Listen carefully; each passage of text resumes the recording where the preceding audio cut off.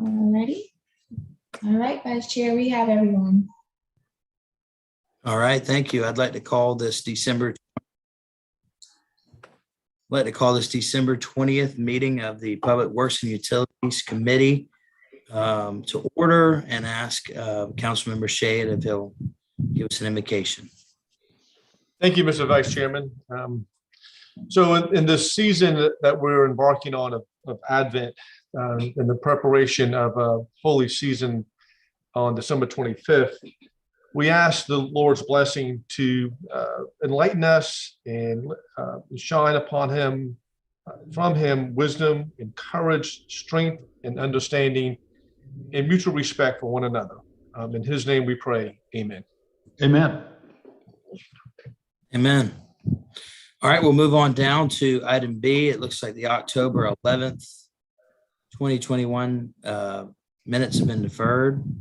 Is that supposed to be on there like that? That's correct, sir. Yes, sir. Yeah, but the December 6th meeting minutes we are voting on those, correct? That's correct. Move for approval. Second. All right, it's been properly made a motion of and seconded. All those in favor, please signify by saying aye. Aye. Aye. All right, the ayes have it. There are no nays. It was unanimous. We'll go on down to item E, acceptance and dedication of rights of way and easements. Thank you, Mr. Vice Chairman. Item 1 is the authorization for acceptance dedication of Father Grant's Court. And this is a little bit different than what we normally do because we're awaiting a test that was done today on the sub base before we make the final recommendation. This is a timing effort on a housing project that Ms. Shaw Johnson might want to comment on, but what we're recommending is we've done some time after we talked with Chip McQueenie that if that test passes as we expect it to, that we would then make the recommendation to go on. But because of the timing effort, the test was done today. We probably won't have the results till tomorrow. And John, do you have anything you want to add to that?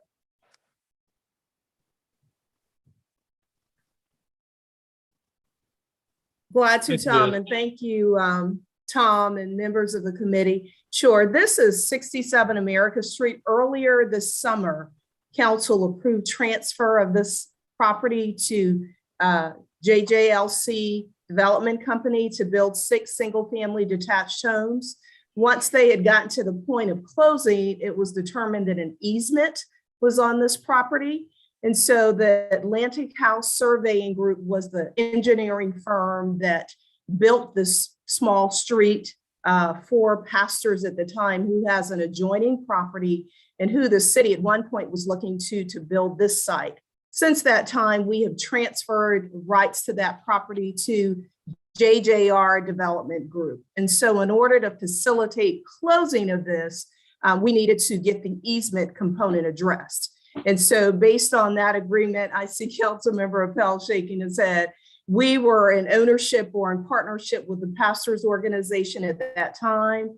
And so in order to move forward with getting this closed, we need to make sure we answer all of the questions that Tom team has put forward regarding the borings and that sort, the quarries and that sort of thing.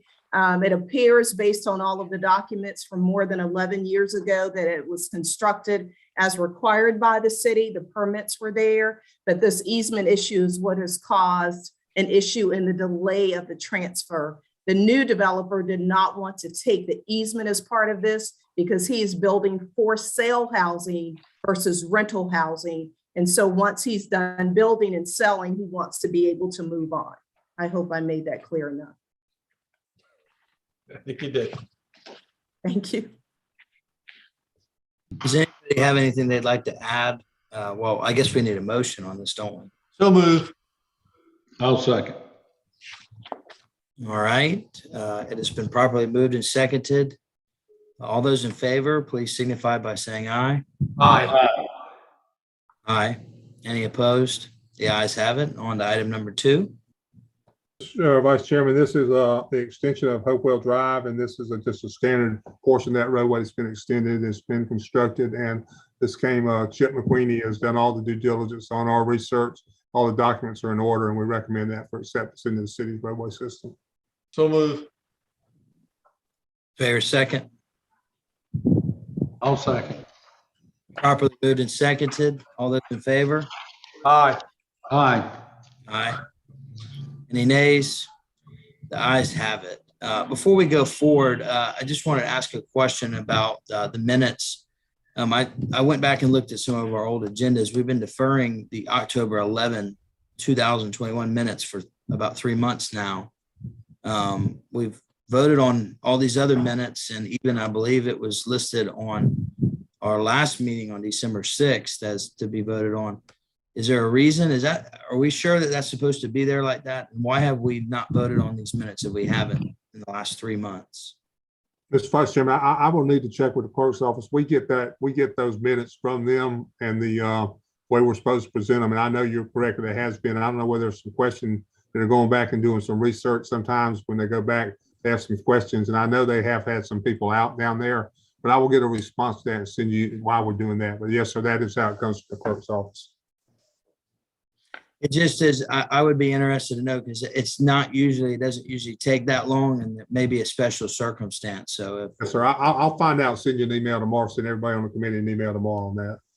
okay, thank you so much for that. And with that, we'll move on down to the next item then. We'll move on down to item number F, temporary encroachments that are for information only. That's correct. And there's nothing unusual about those. All have been inspected and recommended for approval. Well, thank you for that. Anybody on the committee have anything that sticks out to them that needs to be discussed further? No, sir. Thank you. If not, we'll move on to item number G, the Public Service Department update. Yes, sir. I'm going to turn this over to Tracy McKee, who's going to handle this one. Tracy. Great. Thank you, Tom. I'm going to share my screen quickly here.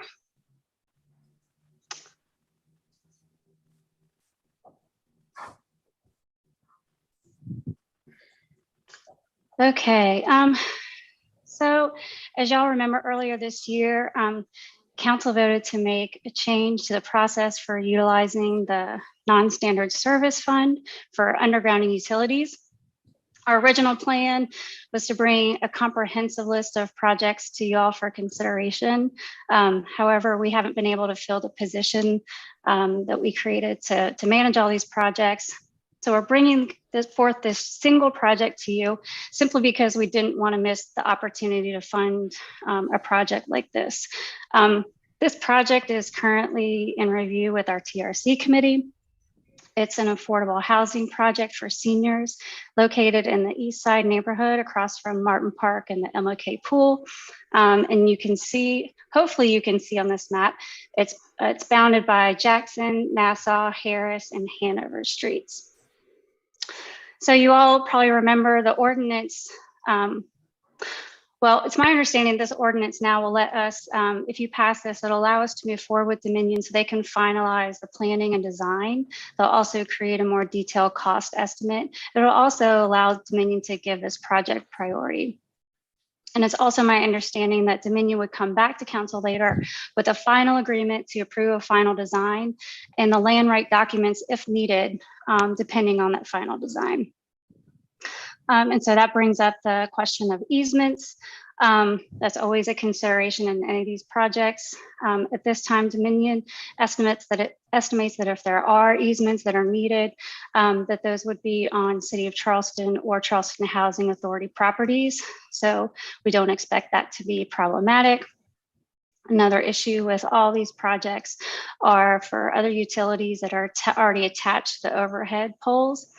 So if you all decide to approve this ordinance, we'll start working with those other providers to move their assets underground as well.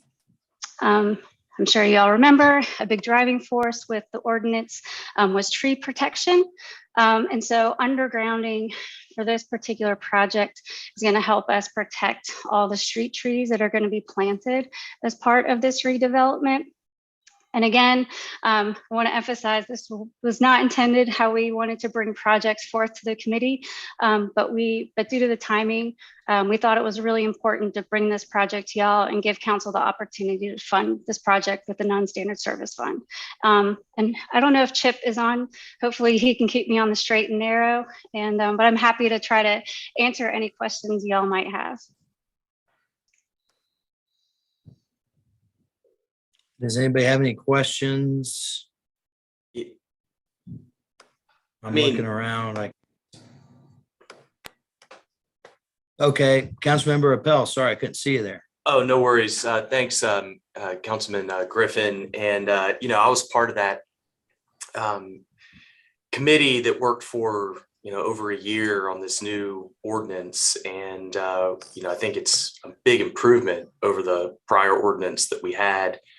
And I'm a little disappointed to hear that we haven't been able to onboard somebody to help manage this. Tracy, you did a great job with putting together this matrix that was supposed to help us, more objectively sort of identify smaller projects throughout the city to do this kind of work. And, I think a big driving force behind this whole effort was to get power lines buried in neighborhoods, particularly historic neighborhoods. And listen, I got nothing but love for affordable housing. I've got nothing but love for infill development. Y'all know me enough by now to say that. But I'm a little concerned that if we set a precedent where we're going to be ad hocing these projects, because there's plenty more just like this in the pipeline, that we can get into a situation where this fund runs out of money and we're not able to bury power lines in the old Windermere neighborhood, and we're not able to do the work that we've been trying to do for at least 20 years in Ansonboro. And I'll speak up for District 1 here. They're clamoring for that. I wish we could bury every power line in the city. I mean, I'm not trying to pick on the Archer School or anything like that, but especially without having an idea of what the cost is going to be with this, I'm just a little concerned about doing this. And anyways, I just felt incumbent to kind of mention that, so for what it's worth. We do have kind of a range of costs, and Joe Apple from Dominion is actually on here as well. So based off of what I've seen so far, the cost could be somewhere from 100 to almost 500,000 for the project. I hear you though. I was concerned about bringing this, but we just wanted to give you all an opportunity to hear this project and make a decision on it. So. Mr. Chairman. Does anyone else have any questions? Mr. Mayor. Thank you, Mr. Chairman. And I think I shared that concern, Councilmember Appel, but I didn't feel like this amount was going to be a budget buster, given the millions of dollars that we have available that have been mostly sitting idle and need to be used, and the fact that this does give us the opportunity for the cost share with Dominion that frankly otherwise, to be perfectly honest, I bet we'd be doing like we did for Grace Homes and James Lewis down the street when we just did it out of our own pocket a few years ago. And so in a way, I view this as utilizing existing funds and really saving some money in the long haul by utilizing our agreement with Dominion. And then given the fact that the trees are an issue, given the fact that this is affordable, this is in the midst of a neighborhood, and I think from a equity point of view, it's good to be looking at different parts of the city, to be doing some undergrounding projects. This neighborhood didn't have their act together 20 years ago in order to come forward with an application like some of the other neighborhoods did. So you add all that together, and I think it's worthy of us to pursue and approve this. I would share that we interviewed and selected somebody for the position, but unfortunately that individual decided at the last moment that he's going to be moving out of state for family reasons and other employment opportunities. So we just got to start over, and we have that position approved. We just got to run through the application process one more time. And we also, I think, are close to finalizing the Ansonburg first part of the project, because we did identify that last easement that we needed. So this doesn't in any way hold up any of those other projects that are ready. Anyway, I don't mean to carry on, but I do think it's reasonable given the cost. I mean, if this were one of those $5 or $6 million things, I probably concurred with you, but since it's in the range of less than $500,000, I think it's reasonable for us to approve this. Thank you. Councilmember Shea. Sorry, I was muted. Thank you, Mr. Vice Chairman. So Tracy, I've got a couple of projects for you as we get past this one. One is on Old Town Road in front of Charlestown Landing. We'll have a new county park, which will be part of our park system over there.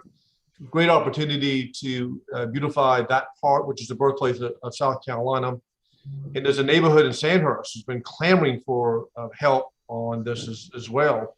And they were on low on the totem pole a while back, but they'd love to get some attention and love in their neighborhood. So you need any incentive, I've got those two places for you, West Ashley. I know we did a lot of work. Councilmember Pell pointed this out when we dedicated station number 11 and the beautification we did with those power lines being lowered and buried. So here's an opportunity to replicate those efforts as well. So if I can push those up the agenda while we're waiting for this position to be filled, I'd talk to you about it and let's get the ball rolling. And I appreciate all those comments. I just want to add that if you look online at our agenda and you look at the way that this item is worded, it doesn't reference any pricing or anything in the item itself, and it references an Exhibit A.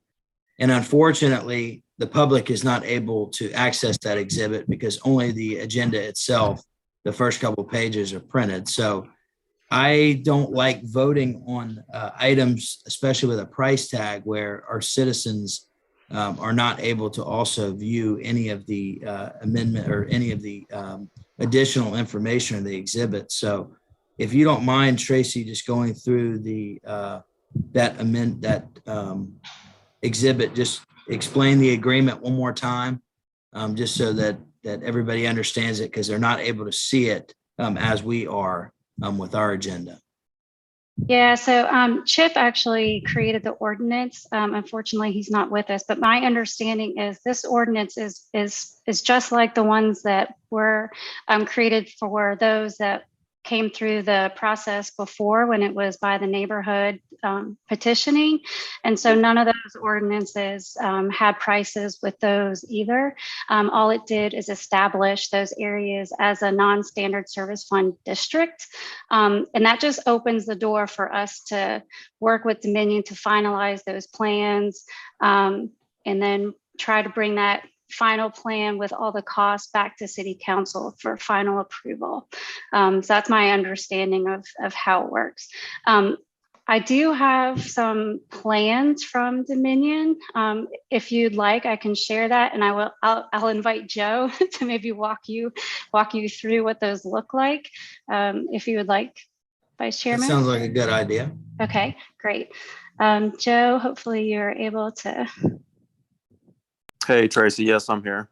Great. Which exhibit would you like me to share?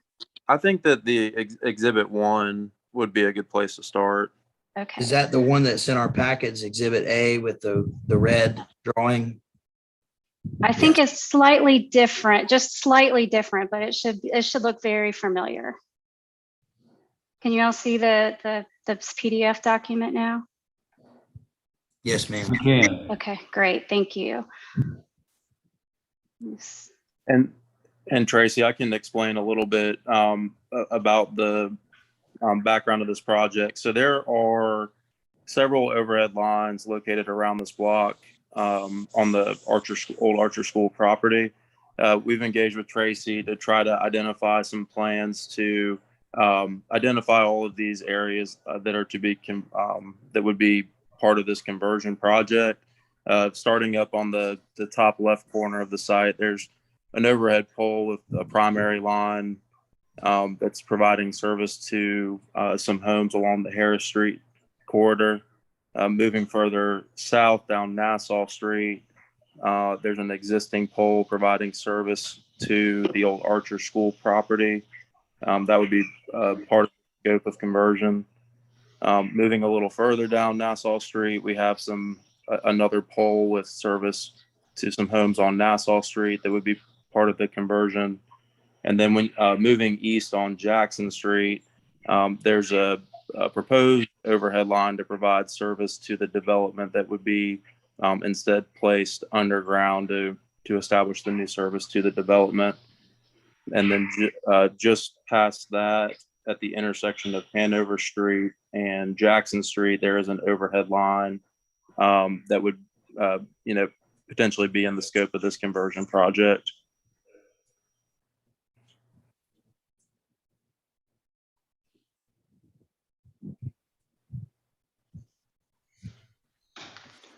And just so I'm clear, 50% of the fund comes from the obligation of the company, and the other 50% comes from the, hold on, 50% of the project is paid from the fund, and 50% of the cost of the project is paid from the accrued obligation of the company under the franchise ordinance. So the neighborhood or the neighbors would be responsible for a portion of the bearing, correct? No? No, not under the new ordinance. It's a 50-50 split between the city's non-standard service fund and Dominion.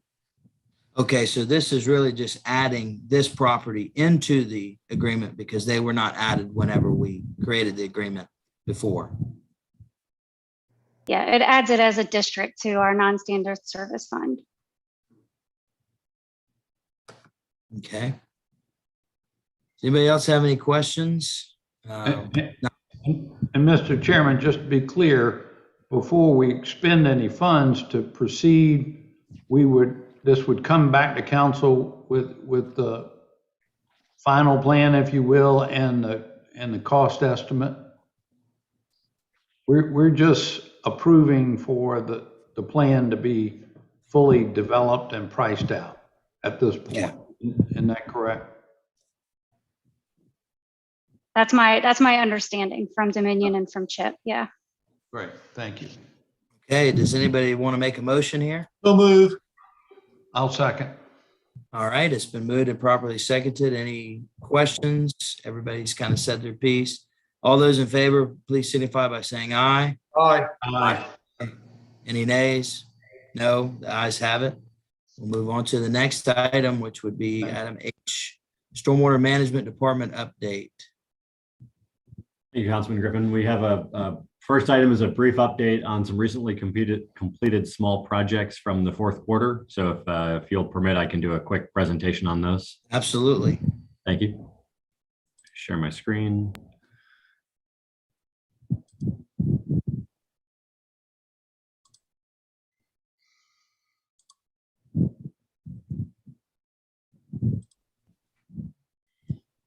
So again, this is just a brief update on 4 projects that we've completed in the last quarter of 2021. I'm not going to read them. I'll go through them one at a time, a little more detail.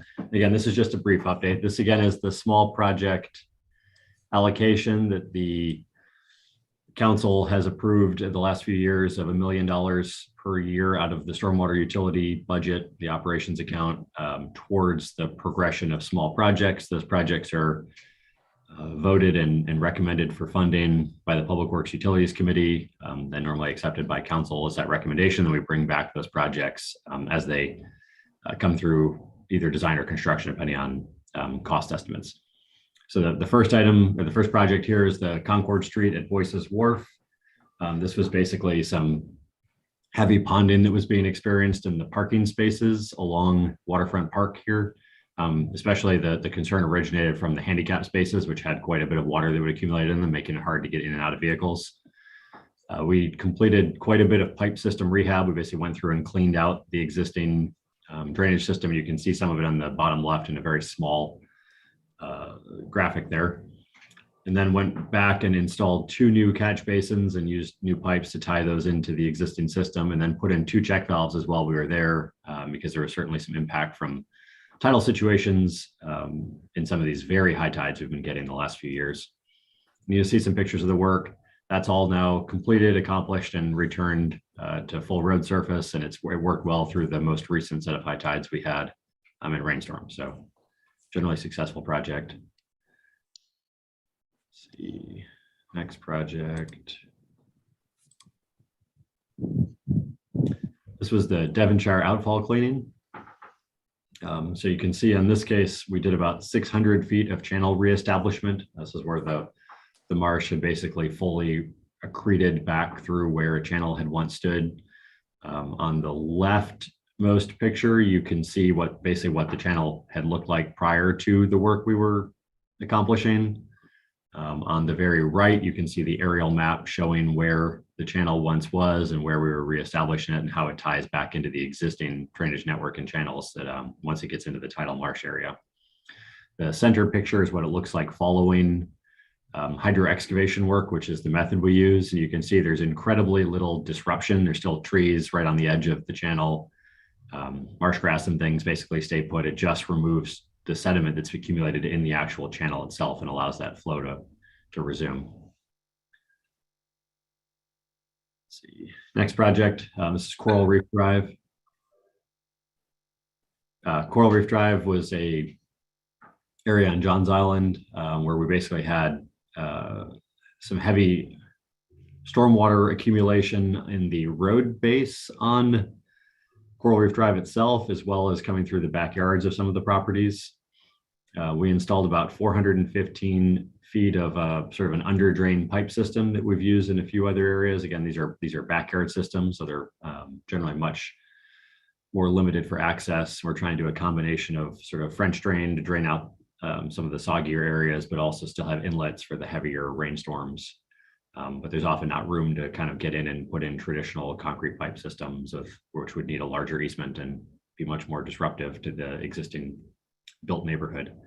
So we installed about 10 catch basins. We also put in a secondary part of the project that became apparent once we were out there, and we brought to council as a change order, which is at 40 feet of French drain to basically prevent some of the road damage that had been occurring. And it's done a great job since we've installed it on this project. We've been out there through a few of these rainstorms, much drier. Residents very happy. Again, you can see some pictures. On the left is a picture of what it looked like prior to the project, where you can see the standing water in the sidewalks, and you can see almost like the muddy rust color that had accumulated along all of the concrete out there from how frequently inundated the concrete was. There's some other pictures we have of the road damage in some other areas, but only so much space. And then on the right, you can kind of see some of the construction work ongoing and some of the finished projects as they installed, but basically what are lined socks and trench drains out there. And the last project is the Burns Downs outfall cleaning. This is about 720 feet of channel cleaning. This one wasn't a full reestablishment at the level of Devonshire. It was more of a heavy maintenance effort. And what had happened in this case, as you can see in the bottom left, is actually a drone photo of basically a utility line that comes across the marsh there. And you can see that basically debris has accumulated against that utility line and prevented water from being able to flow out. And that then caused the channel to silt in and have some significant issues. So the center picture is showing where that channel is and the reestablishment of that channel. And then the pictures on the right, again, are what the channel looks like after it's been hydro excavated. Again, very minimal impacts, kind of an incredibly high value of impact in terms of stormwater, but very low ecological impact in terms of damage to the marsh or any kind of impact from the cleaning itself. So those are 4 projects we completed this quarter. We've got our small project manager on board this year, and we're kind of hitting our stride now on being able to move through projects. We do still have, stop my sharing. We do still have a series of other projects. We've completed, I should say, back up. We've completed all of our 2020 projects. And we are completed with design of those with construction of those 4 of the 2021 projects. We are into design on 4, 5, 6, 7, 8, 9, 10, 11, 12. 12 additional projects, and then are basically in the early stages on 2 or 3 additional projects that will be continuing out over the next couple of months. So that's just a kind of a brief update. I'm happy to answer any questions on the other projects that are still in progress or on any of these completed projects, if there are any.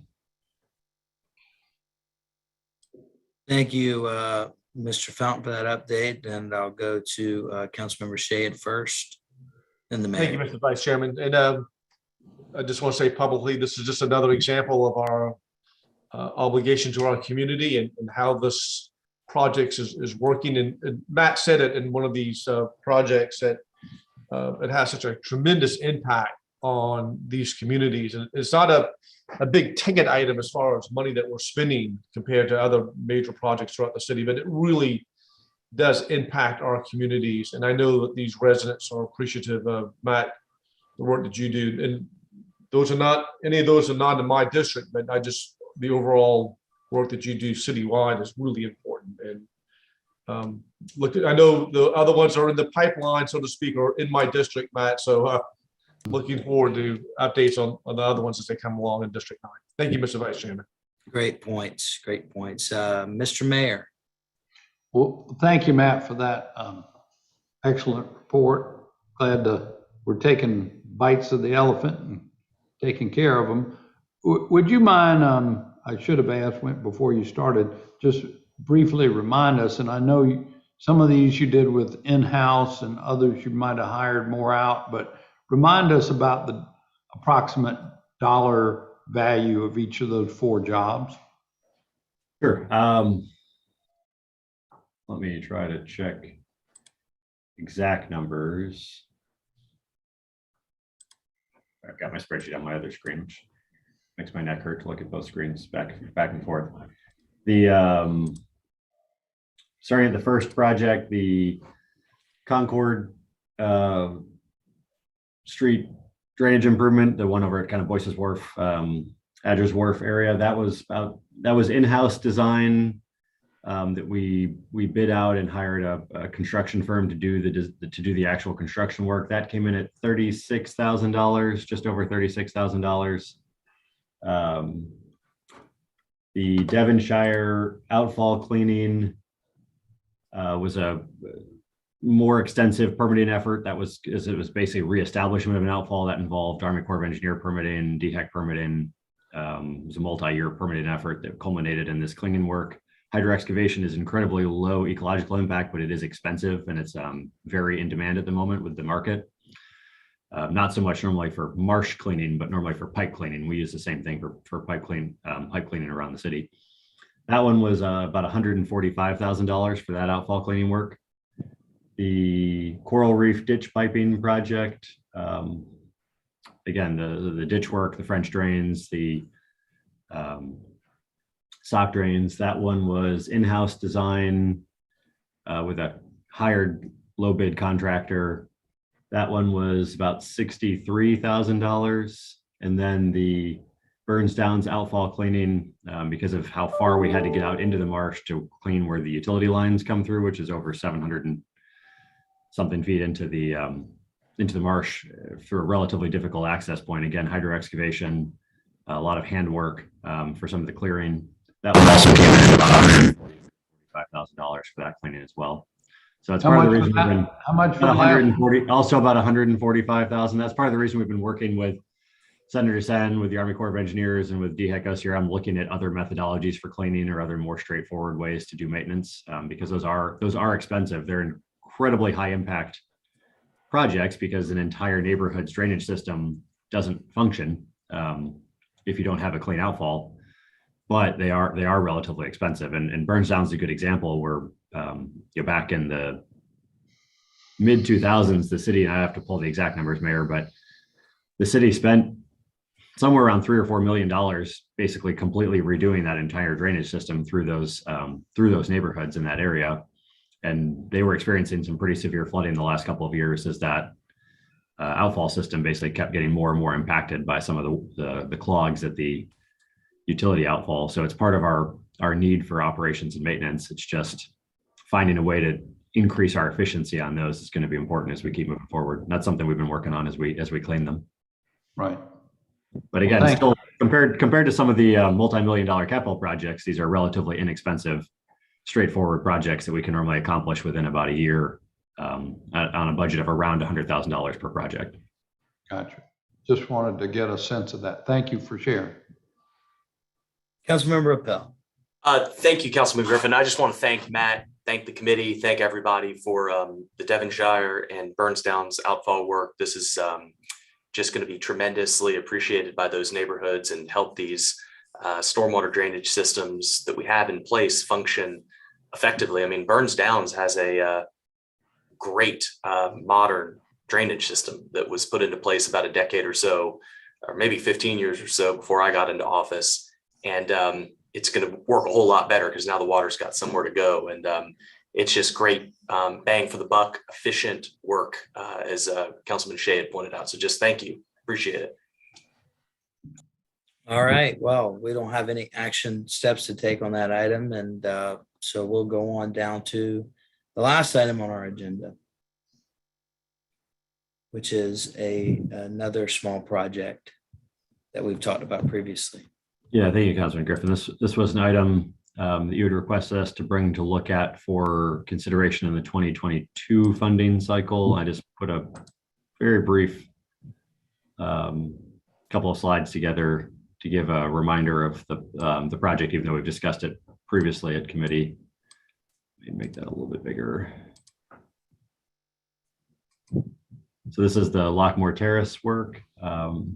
Just for everyone's kind of refreshing, the area that experiences the majority of the standing water is sort of in red here, and this bright red parcel. There's an existing easement in the kind of orangey yellow through these sort of three sets of back-to-back properties that feeds out into a larger ditch along the edge of the golf course here. Have some photos. We did survey a year or so ago the easement to see what we were looking at. The left picture is looking into the flooded yard from the middle of the easements.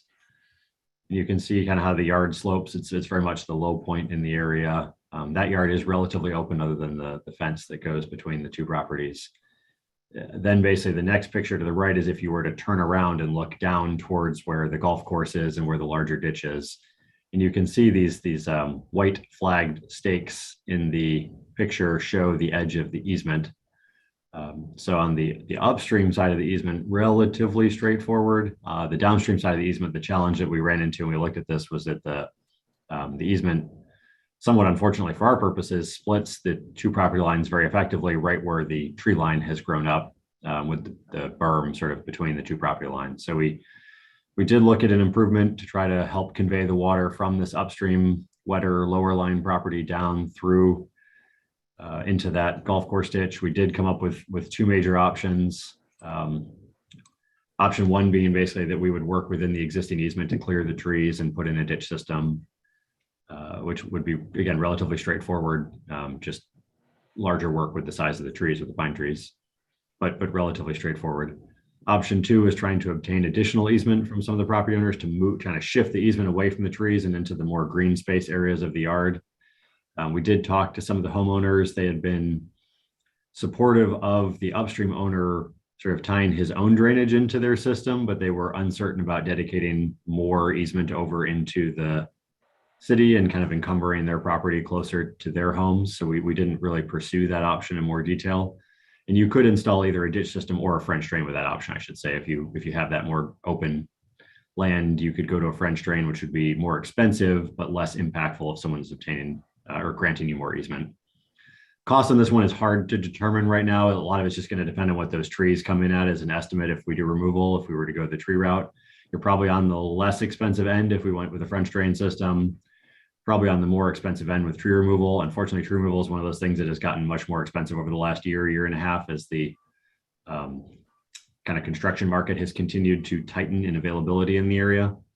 So it is a number I'm not super comfortable with this estimate, but it gives a sense of the range that we'd be talking about. That's all I had, Councilman Griffin.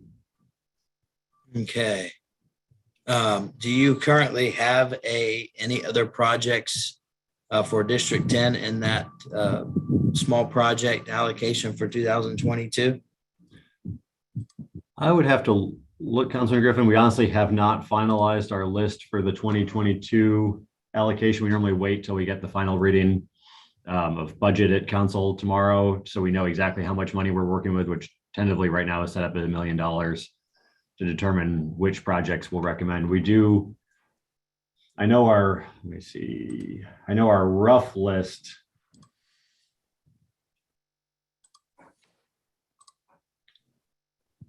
Look what our rough working list is.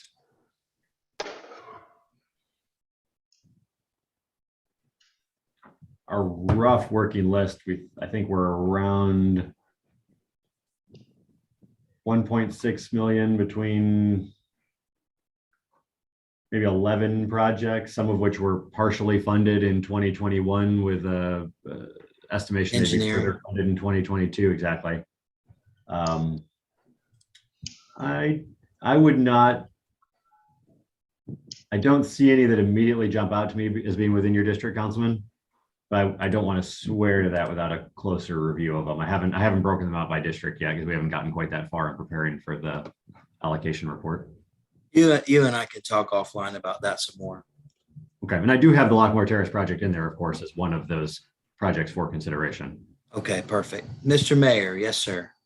So I believe our discussion when this came to us before, regardless of any other projects in the district, was that we were supportive of trying to move this forward and get some relief for the gentleman. And Matt, help me, maybe I just missed it. Would both of the open ditch or the French drain be possible without the additional easement, or did you have to have additional easement to do the French drain? So both are possible, Mayor. The French drain is a more expensive option than the open ditch. So to keep the budget a little lower, if we were to remove the trees, we were recommending the open ditch because it would be within the existing easement and it would provide like a lower overall project budget. Right. But you could, in theory, also do it as a French drain system if you remove the trees. If you remove the trees. Yes. Yeah. So you got to remove the trees either way? So you don't have to remove the trees if you could obtain more easement away from the trees into people's yards. And that was the idea with the French drain, was that it's a less obvious impact. People might want to keep the trees and have a French drain in their yard. The risk is always that an easement still limits what you can do. You can't put a shed up necessarily. You can't build a pool or a major concrete structure in the easement. So that tends to be people's hesitancy with granting those additional easements. Right. But it's possible. I mean, it would probably only be another 10 feet of easement. It's just whether the homeowners will offer that or not. They were not interested the first time we talked to them, but we've had another couple of years of relatively wet weather. It's possible that there'll be some interest and we can certainly reach back out to them. I appreciate y'all taking this into consideration, and I appreciate that this committee was very open to the idea of pushing this forward and giving this gentleman some relief. I just hope I won't be on this committee moving forward, but I hope that y'all will continue to be positive and try to work something out for this gentleman. And even if that is the small project allocation for District 10, and I know it doesn't serve a whole lot of people, but this is an issue that's gone on for several years that is going to provide some relief. And I can totally understand, why he just feels so frustrated. And I know that it would be a good thing if we could really do that. And I hope this committee will not allow that just to slip into the cracks. So appreciate that. I didn't think I solved the. We'll follow up on issue. that, Councilmember Griffin. We'll make sure he gets that squared away. It may make that golf hole a little bit more challenging depending on what Matt does. So if he takes those trees down, there may be some golf balls in people's backyards. So Well, he's actually a little bit further off the golf course, so I don't know if the golf course will come into play on that. But I just appreciate y'all's support and trying to work out a sensible solution that doesn't cost an arm and a leg, but something that continues to tell this gentleman that we're going to do something for him. So I appreciate that. I think I solved the dilemma. I was reading through the minutes again from our last meeting. We have already voted on October 11th minutes. They do not need to be deferred. We needed to defer the November 22nd minutes. Those were not voted on at the last meeting. And so they have not been voted on again today. Velvet, do you know whether or not they are ready? They weren't in the packet, so I'm guessing that y'all are still working on those. I will check with Vanessa Ellington, who usually does them, and see what's the status of that, but we'll make that change. Okay, thank you so much. So just so the record reflects, this committee voted on the October 11th meetings on December 6th and deferred the November 22nd minutes. And as of today, they're still deferred. Is there any other business to come before this committee? Mr. Mayor?